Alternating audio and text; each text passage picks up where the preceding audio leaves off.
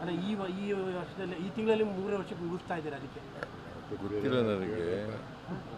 ಹೈಕಮಾಂಡ್ನವರು ಯಾವತ್ತು ಏನು ತೀರ್ಮಾನ ತಗೋತಾರೆ ಅದರಂತೆ. ನೀವೆಷ್ಟು ಕಾನ್ಫಿಡೆನ್ಸ್ ಆಗಿದ್ದೀರಾ ಸರ್? 5 ವರ್ಷ ಕಂಪ್ಲೀಟ್ ಮಾಡೋ ಇದರಲ್ಲಿ ನೀವೆಷ್ಟು ಕಾನ್ಫಿಡೆನ್ಸ್ ಆಗಿದ್ದೀರಾ ಸರ್ ಅಂತ? 15 ಎಷ್ಟು ಸಾರಿ ಕೇಳ್ತೇನೆ. ನೋಡಪ್ಪ, ಹೈಕಮಾಂಡು ಏನು ಹೇಳ್ತದೆ ಹಂಗೆ ಕೇಳೋದು ನಾನು, ಗೊತ್ತಾಯ್ತಾ? ಅದು ಬಿಟ್ಬಿಟ್ಟು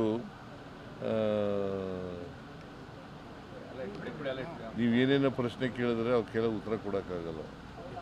ಶೃಂಗೇರಿಯ ಬೈ ಎಲೆಕ್ಷನ್ ವಿಚಾರದಲ್ಲಿ ಈಗ ಕೋರ್ಟ್ ಮೂವ್ ಮಾಡ್ತಾ ಇದ್ದೀರಾ ಅಥವಾ ಹೇಗೆ? ಯಾಕಂದರೆ ಈಗಾಗಲೇ ಪ್ರಮಾಣ ವಚನಕ್ಕೂ ಕೂಡ ಇದಾಗಿದೆ. ಶೃಂಗೇರಿಯ ಮರುಮತ ಎಣಿಕೆ ವಿಚಾರದಲ್ಲಿ ಕೋರ್ಟಿಗೆ ಮೂವ್ ಮಾಡಿಸ್ತಾ ಇದ್ದೀರಾ? ಕೋರ್ಟ್ಗೆ ಹೋಗ್ತಾರೆ. ಕೋರ್ಟ್ಗೆ ಹೋಗ್ತಾ ಇದ್ದೀರಾ ಸರ್? ಅಲ್ಲಿಗೆ ಅದು ಕ್ಲಿಯರ್ ಕಟ್ಟಾಗಿ ಸಮಸ್ಯೆ ಆಗಿದೆ ಅಂತ. ಅಲ್ಲಿ ಕ್ರಿಮಿನಲ್ ಕಾನ್ಸ್ಪಿರಸಿ ಮಾಡಿದ್ದಾರೆ. ಬಿಕಾಸ್ 255 ವೋಟ್ಗಳು ಇನ್ವ್ಯಾಲಿಡ್ ಆಗಿದ್ದಾವೆ. ವ್ಯಾಲಿಡ್ ಆಗಿದ್ದ ವೋಟ್ಗಳು ಇನ್ವ್ಯಾಲಿಡ್ ಆಗಿದ್ದಾವೆ. ಹೆಂಗೆ ಸಾಧ್ಯ ಆಗುತ್ತೆ? ಈಗ ಪೋಸ್ಟಲ್ ಬ್ಯಾಲೆಟ್ಸು ಪೇಪರು ಪ್ರತಿಯೊಂದು ಬ್ಯಾಲೆಟ್ನೂ ಕೂಡ ಎಲ್ಲ ಏಜೆಂಟ್ಗಳಿಗೂ ತೋರಿಸಿರ್ತಾರೆ. 12 ಜನ ಅಭ್ಯರ್ಥಿಗಳಿದ್ದಾರೆ, 12 ಜನ ಏಜೆಂಟ್ಗಳಿರ್ತಾರೆ, 12 ಜನಕ್ಕೂ ತೋರಿಸಿರ್ತಾರೆ.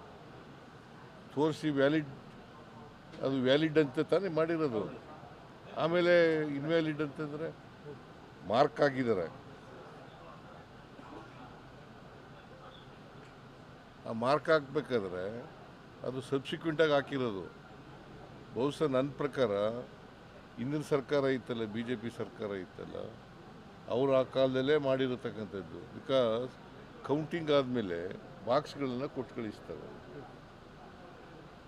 ಆ ಟೈಮ್ನಲ್ಲಿ BJPಯವರು ಮತ್ತು ಕ್ಯಾಂಡಿಡೇಟು ಜೀವರಾಜ್ ಅವರಿಬ್ಬರು ಕ್ಯಾಂಡಿಡೇಟು ಮತ್ತು ಈ ಸಿಬ್ಬಂದಿ ಅವರೆಲ್ಲ ಸೇರ್ಕೊಂಡು ಮಾಡಿರ್ತಕ್ಕಂಥ ಡೌಟ್ ನಮಗೆ. ಇಲ್ಲ, ಡೌಟ್ ಅಲ್ಲ, ತಿದ್ದಿದ್ದಾರೆ. ಈಗ ಕೋರ್ಟಿಗೆ ಮೂವ್ ಮಾಡ್ತಾ ಇದ್ದೀವಿ. ಪೊಲಿಟಿಕಲ್ ಪ್ರೆಷರ್ ಇಂದ ಕೇಸ್ FIR ಮಾಡಿದ್ದಾರೆ. ಪೊಲಿಟಿಕಲ್ ಪ್ರೆಷರ್ ಯಾವುದೂ ಇಲ್ಲ. ಪೊಲಿಟಿಕಲ್ ಪ್ರೆಷರ್ ಯಾವುದೂ ಇಲ್ಲ ಸರ್. ಕೇರಳದಲ್ಲಿ ಚೀಫ್ ಮಿನಿಸ್ಟರ್ ಗೌರ್ಮೆಂಟ್ ಮಾಡ್ತಾ ಇದ್ದೀರಿ. ಕೇರಳದಲ್ಲಿ ನಿಮ್ಮ ಪಾರ್ಟಿ ಗೌರ್ಮೆಂಟ್ ಮಾಡ್ತಾ ಇದೆ.